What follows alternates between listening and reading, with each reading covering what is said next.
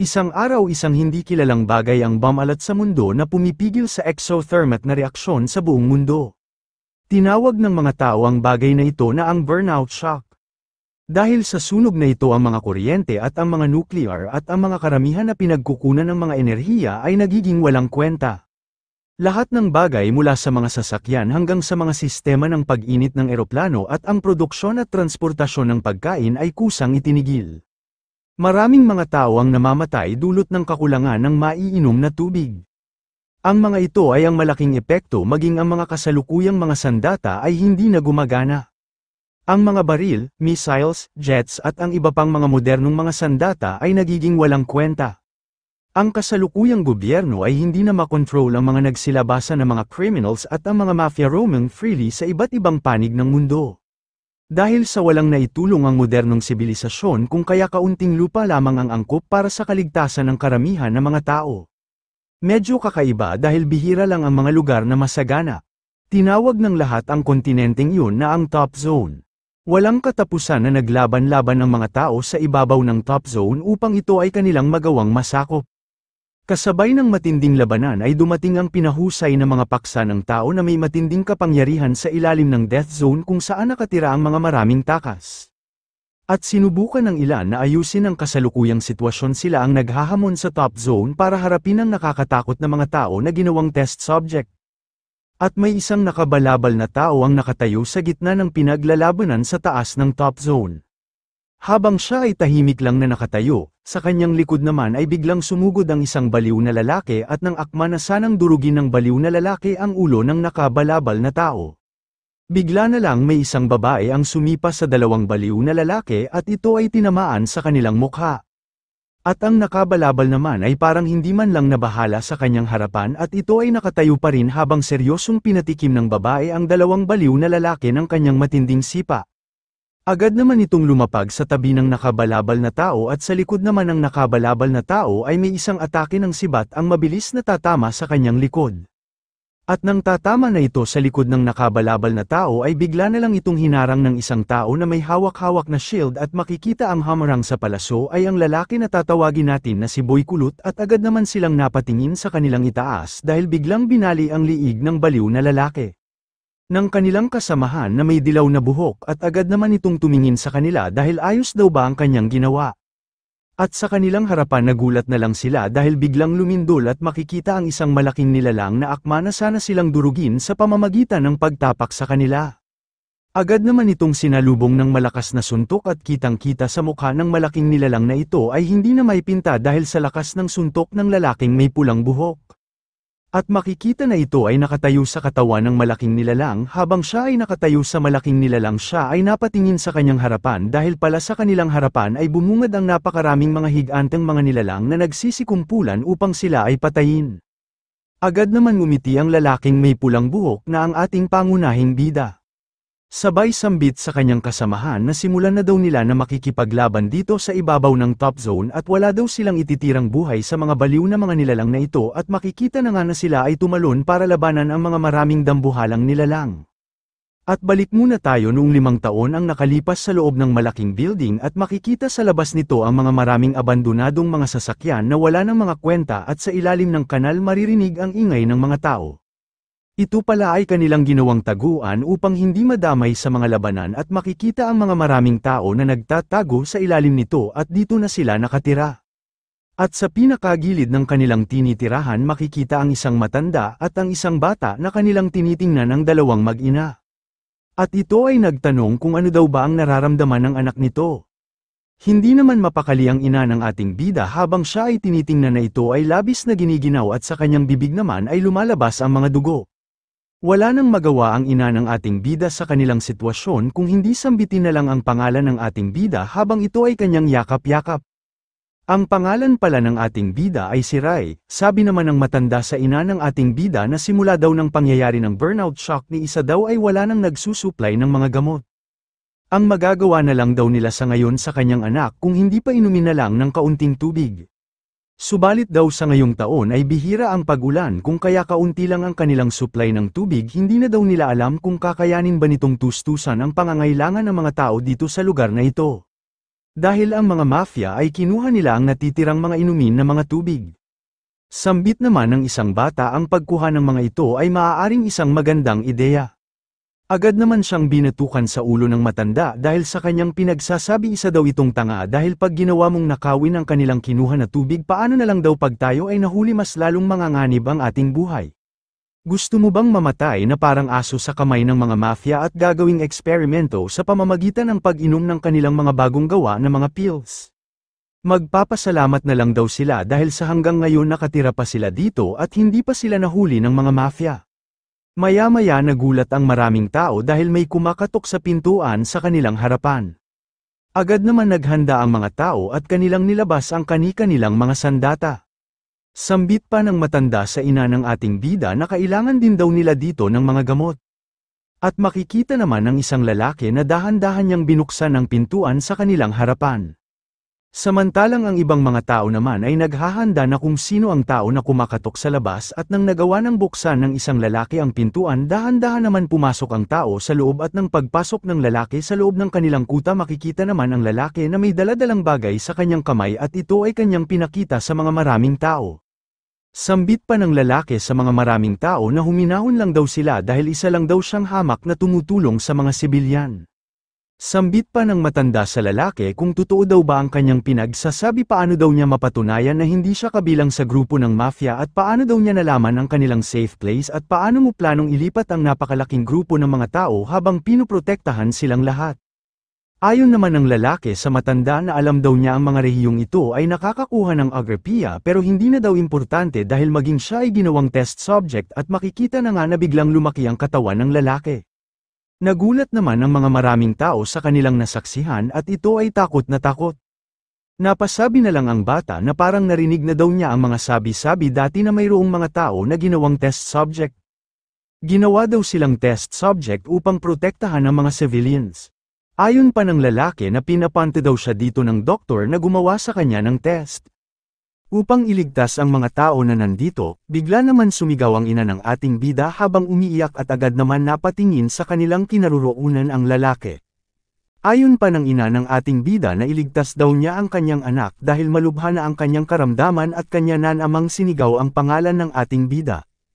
Agad naman lumapit ang lalaki sa kinaroroonan ng ating bida at kanyang binigay ang gamot at ang tubig dahil ito daw ang paunang lunas.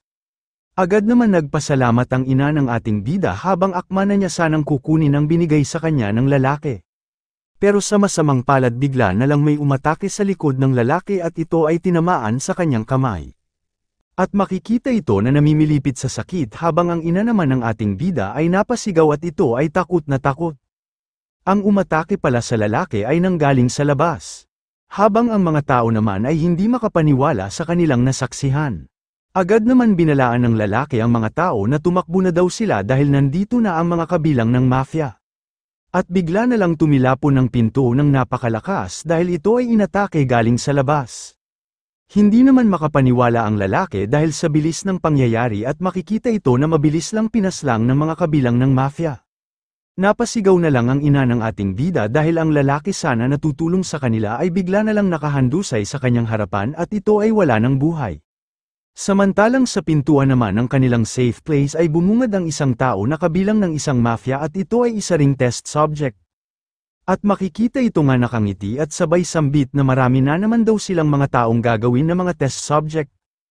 Ang mga daga daw na ito ay may lakas na loob pang laban sa kanya at sa likuran naman ng mafia ay makikita ang isang lalaki na may hawak na pamalo at makikita ito na takot at sa ilang sandali ito ay sumigaw at kanya na sanang hampasin ang taong mafia ng kanyang hawak na palakol at nang tataman mas ana ang kanyang pamalo sa lalaki ay bigla na lang itong inatake gamit ang mahabang kuko ng mafia boy at hindi naman makapaniwala ang lalaki sa ginawa ng mafia boy dahil labis na makapangyarihan ang taong ito. Habang ang ibang tao naman nga nanunood ay napanganga na lang dahil ang lalaki kanina ay agad nawala ng buhay sa kanilang harapan. Sambit pa ng matandang lalaki na huwag daw silang magpanik dahil kung tutuusin daw ay mas marami sila kung kaya kunin daw nila ang kanilang mga sandata at sila ay lumaban ng sama-sama. Habang sila ay papasugod na bigla na lang silang napatingin sa kanilang itaas dahil pala ang kanilang itaas ay nagsilipaan ang mga maraming tipak ng mga semento at ito ay nawasak at dahan-dahan na bumagsak papunta sa kanila. Ang may kagagawan pala ng pagwasak ay ang mga higanteng mga tao na ginawang test subject. At makikita ang mga civilians na para lang langgam sa harapan ng mga dambuhalang nilalang. Hindi naman makapaniwala ang matanda at ang mga kasamahan nito dahil mayroon palang ganitong nilalang na ginawa ng mga mafia. Dahil sa kanilang nasaksihan makikita ang matanda at ang mga tao na nawalan na ng pag-asa para lumaban dahil kapag lumaban pa sila dalawa lang din naman daw ang kanilang babagsakan ito ay mamatay o gagawing test subject. Samantalang ang ina naman ng ating bida ay nagtago pa rin sa likod ng haligi habang tinitingnan ang mga kaganapan. Pero nagulat na lang ang ina ng ating bida dahil biglang inatake ang haligi na pinagtataguan ng ina ng ating bida, sambit pa ng mafia boy na alam daw niya na mayroong nakatago sa likod ng haligi, at bigla mas pinalawak pa ng mafia boy ang kanyang kapangyarihan upang lumabas ang nakatago sa likod ng haligi. Hindi naman makapaniwala ang ina ng ating bida habang bitbit niya ang walang kalaban-laban na ating bida at ito ay napasigaw na lang sa kanyang nasaksihan. At pinalawak na nga ni mafia boy ang kanyang kapangyarihan upang magsilabasan na ang nakatago sa likod ng haligi. Samantalang ang ina naman ng ating bida ay biglang-bigla habang ito ay takot na takot sa kanyang mga nasaksihan. Habang nag-iisip ang ina ng ating bida kung ano ang kanyang gagawin. Bigla naman lumabas ang ibang mga sibilyan sabay sabi kay mafia boy na pakiusap daw huwag niya silang patayin, susuko na daw sila sa kanyang mga kamay. Saad pa ni mafia boy habang nakangiti sa mga sibilyan na pasensya na dahil kanina pa daw siya excited na pumatay ng tao. Nanggigil na daw siya kanina pa kung ilang tao daw ang kanyang papaslangan ngayong araw na ito. At makikita na nga na lumabas ang dalawang lalaki at ang ina ng ating bida sa harapan ni mafia boy. Habang papalapit na ang ina ng ating bida kay mafia boy wala naman itong ibang iniisip kung hindi ang kaligtasan ng kanyang anak. Sana daw ay hindi siya makita ng mga mafia sa kanyang kinaroroonan. At may bigla naman silang narinig galing sa itaas, saad pa nito na tipunin daw nila ang kanilang nahuli sa kanilang harapan. At makikita na nga na pinapalibutan ang mga kawawang mga sibilyan ng mga grupo ng mafia. Habang ito ay wala man lang nagawa dahil sa dami ng mga bilang ng grupo ng mafia. Agad naman nagsalita si mafia boy dahil nandito na daw ang kanilang Panginoon, magsitahimik daw ang lahat. Agad naman tinaas ng mga kabilang ng mafia ang kanilang mga kamay. At sa harapan nito ay makikita ang kanilang Panginoon na papalapit na sa kinaroroonan ng mga sibilyan. At nang ito ay nasa harapan na ng mga sibilyan maangas naman itong nakatayo sabay tiningnan kung ilan daw ba ang kanilang nahuli sa lugar na ito. Sambit naman ni mafia boy sa kanyang Panginoon na bago daw ito pumunta sa top zone ang mga sibilyan daw na kanilang nahuli ngayon ay pwede daw nilang subukan dito ang kanilang bagong gawang pill. Para malaman daw nila kung nagtagumpay ba sila sa kanilang bagong gawa na experiment. Sambit naman ng leader ng mafia na si Sakan, na kapag daw ang mga sibilyan na ito ay kanila nang tiningnan. Sila daw ay nalalapit na sa kanilang hukay, kung magpasya daw sila na maging isang paksa ng pagsubok pagkatapos uminom ng tabletang ito na kanyang hawak-hawak ngayon. Kung kaya inumin na daw nila ang tabletang ito upang sama-sama daw silang maghari sa mundong ito. Sabi naman ng isang lalaki na bihag na katabi ng ina ng ating bida.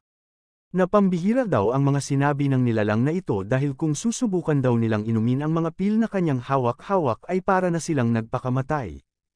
Sambit naman ni Sakan sa mga sibilyan na kung hindi daw nila tatanggapin ang pagkakataon na kanyang binigay sa ngayon ay ganito ang mangyayari sa inyo. At makikita na nga na walang awa na pinagpapaslang ang mga sibilyan na tinanggihan ang pag-inom ng mga pil na dala-dala ng mga mafia.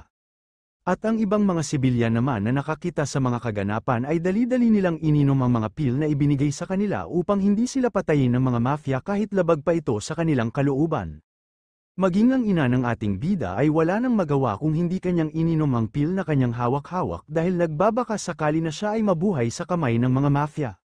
Samantalang ang ating batang bida naman ay wala nang magawa upang pigilan ang kanyang ina na huwag inumin ang pil na binigay sa kanila ng mga mafia dahil sa kanyang kasalukuyang sitwasyon ngayon.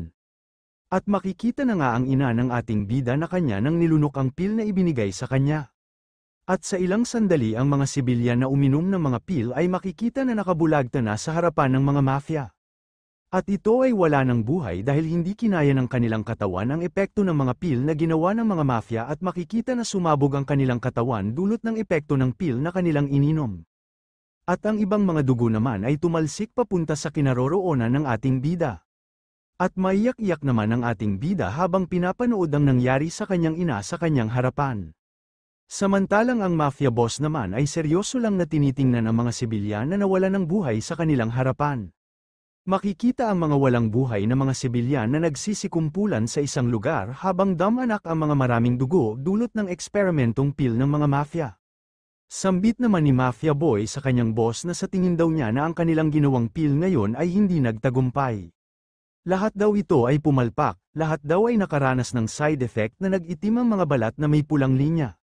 Sabi naman ng boss ng mafia na talaga ba daw na wala talagang ni isang tao na nagawang makaligtas matapos uminom ng pil na ito. Dahil ito ang pinaka nakakalason at espesyal na uri at nagkaroon daw siya ng mataas na expectation sa kanilang bagong gawa na pil ngayon subalit ito ay hindi nagtagumpay. Kailangan nating magmadali kung gusto nating panatilihin ang top zone sa ating sarili kailangan na niyang umalis ngayon sa lalong madaling panahon. Agad naman sumang-ayon si Mafia Boy, ang kanila daw mga tauhan ay naghihintay na sa labas at ang iba naman ay tinitingnan ang mga paligid kung may sibilyan pa ba na buhay na nakatakas. Hindi daw nila dapat sirain ang reputasyon ng kanilang boss sa pamamagitan ng hindi pag-iwan sa mga sinumang mga sibilyan nga nakaligtas. At makikita na nga si Mafia Boy na tinitingnan niya ang mga paligid kung mayroon pa bang mga sibilyan na humihinga sa lugar na ito. Samantalang ang ating bida naman ay nahihirapan ng huminga sa lugar na kanyang kinaroroonan dahil sa sobrang sikip at sa kanyang kasalukuyang nararamdaman. At bigla naman may narinig na ingay si Mafia Boy na hindi niya mapaliwanag sa kanyang likod kung tao daw ba ang kanyang naririnig ngayon. At nang lalapit na sana si Mafia Boy sa kinaroroonan ng ating bida. Bigla na lang itong lumingon sa kanyang likod, dahil pala narinig niya ang isang sibilyan na sinabihan ng masamang mga salita ang kanyang boss na si Sakan. Agad naman lumingon si Sakan kung sino daw ba ang sibilyan na may lakas na loob na pagsabihan siya sa ganoong masasakit na mga salita. Ang sibilyan pala na nagsasalita ay ang ina ng ating bida na nag-aagaw buhay dahil sa pil na kanyang ininom at ito ay gumagapang papalapit sa kinatatayuan ni Sakan. Galit na galit naman si Mafia Boy sa kanyang mga naririnig galing sa ina ng ating bida. Saad pa niya na wala daw siyang karapatan para pagsabihan ng maanghang na mga salita ang kanyang Panginoon. Sambit pa ni Sakan sa ina ng ating bida kung ano daw ba ang kanyang pinagsasabi na siya daw ay isang uod. Agad naman hinawakan ni Sakan ang damit ng ina ng ating bida sabay kanya itong itinaas sa kanyang harapan. Ang babae daw na ito nga hindi namatay sa side effect ng kanilang palpak na mga pil. Ay may lakas pa na loob na magsabi ng mga masasamang mga salita sa kanyang harapan. Ang kanya daw mga pinagsasabi kanina ay para lang sa mga biktima na hinahabol nila ngayon. Sabay kanyang pinakitaan ng nakakatakot na mukha ang ina ng ating bida. At wala man lang pag-alinlangan na pinaslang ni Sakan ang ina ng ating bida. Bago pa pinaslang ni Sakan ang ina ng ating bida kanya pang nabitawan ang kanyang huling salita na ang pangalan ng ating bida na si Rai. At makikita na nga na nakabulagta ang ina sa tapat ng ating bida na wala ng buhay. Umiiyak naman ang ating bida habang nagdidilim ang kanyang mukha sabay sambit sa kanyang ina na wala ng buhay sa kanyang harapan. Galit naman na sinabihan ni Sakan si Mafia Boy na nagsasayang lang daw siya ng oras sa lugar na ito kailangan na daw niyang umalis ngayon din. Samantalang ang ating bida naman ay dahan-dahan na gumapang papunta sa kanyang ina habang kanya itong tinawag kung buhay pa ba daw ito. At agad naman niyang niyakap ang walang buhay na kanyang ina habang umiiyak at hindi makapaniwala na talagang patay na ang kanyang ina. At hindi na nga makatiis ang ating bida at kanyang sinigaw ang kanyang ina na wala ng buhay. Agad naman lumingon si Mafia Boy at ang kanyang boss na si Sakan kung sino daw ba ang batang sumisigaw. At makikita na nga ang ating bida na pinipilit niya ang kanyang sarili upang tumayo. Wala nang ibang inisip ang ating bida kung hindi kanyang ipaghiganti ang sinapit ng kanyang ina. At bigla mayroon siyang nakita na isang bagay sa sahig. Ang kanya palang nakita ay ang isang pil na hindi nagawang mainom ng mga sibilyan kanina. Habang si Mafia Boy naman ay dahan-dahan na papalapit sa ating bida sambit pa niya mayroon pa palang isang daga ang natira sa lugar na ito. Samantalang ang ating bida naman ay dali-dali na kanyang nilunok ang pil na kanyang nakita sa sahig kanina. Siya ay nagbabakasakali kung ano daw ba ang epekto pag kanya itong subukan. Makikita naman si Mafia Boy na kanya nang hinanda ang kanyang mga kamay upang kanya nang paslangin ang ating batang bida. Sambit pa ni Mafia Boy na huwag na daw itong mag-alala dahil sasapitin din daw niya ang sinapit ng kanyang ina kanina. Sa ilang sandali makikita ang mga dugo na nagsitalsikan sa kinaroroonan ng ating bida. Ang mga dugo pala ay nanggaling kay Mafia Boy na agad na inatake ng ating batang bida at makikita sa kamay nito na biglang nagbago. Ito ay dulot ng kanyang nainom na pil kanina, at makikita naman sa mukha ni Mafia Boy na ito ay gulat na gulat sa ginawa sa kanya ng ating batang bida. Dahil ano daw ba ang ginawa ng ating bida sa kanyang isang braso? Wala namang pakialam ang ating bida sa mga pinagsasabi sa kanya ni Mafia Boy at ito ay patuloy lang na umatake habang nanlilisik ang kanyang mga mata. Galit naman si Mafia Boy sa ating bida at kanya pang sinabi sa ating batang bida na ang droga daw na kanyang nainom kanina ay nagbibigay sa kanya ng matinding lakas. Subalit siya lang daw ang panghuling ultimate test subject. Habang magkasalpukan na ang kanilang mga atake, makikita naman na ang ginawang pag-atake ni Mafia Boy sa ating batang bida ay tila ba walang silbi. Dahil sa matinding lakas ng ating batang bida, napanganga na lang si Mafia Boy sa lakas ng ating bida dahil hindi daw ito maaring mangyari. Agad naman nanlisik ang mga mata ni Mafia Boy dahil hindi daw siya dapat matalo ng isa lang hamak na bansot na bata. At makikita naman ang kabilang braso ni Mafia Boy na pinutol ng ating bida ay ito ay nag-regenerate. Sa ilang sandali bumalik na nga sa normal ang kabilang braso ni Mafia Boy at sabay sigaw sa ating batang bida na siya lang daw ang ultimate test subject. Wala naman pakialam ang ating bida at ito ay mabilis na tumalon sa itaas upang kanya nang tapusin si Mafia Boy. Mabilis naman pinakawalan ni Mafia Boy ang kanyang mabilis na atake para patamaan ang ating batang bida. Dahil sa pinakawalan na atake ni Mafia Boy ay tinamaan ang ating bida sa kanyang katawan at ito ay namimilipit sa sakit. Napatawa naman si Mafia Boy dahil dito na daw siya mamamatay sa kanyang mga kamay. At ang ating batang bida naman ay wala nang ibang inisip kung hindi ang paslangin ang mga kabilang ng mafia na pumatay sa kanyang ina. At agad na pinutol ng ating batang bida ang pinakawalan na atake sa kanya ni Mafia Boy. Hindi naman makapaniwala si Mafia Boy dahil mayroon pa pala daw itong lakas upang sirain ang kanyang ginawang atake. Makikita naman si Mafia Boy na kanyang ininda ang ginawang pagputol ng ating bida sa kanyang ginawang atake kanina sa katawan ng ating batang bida. Wala namang oras na sinayang ang ating bida at kanya agad na tinalonan si Mafia Boy upang tapusin na ang buhay nito.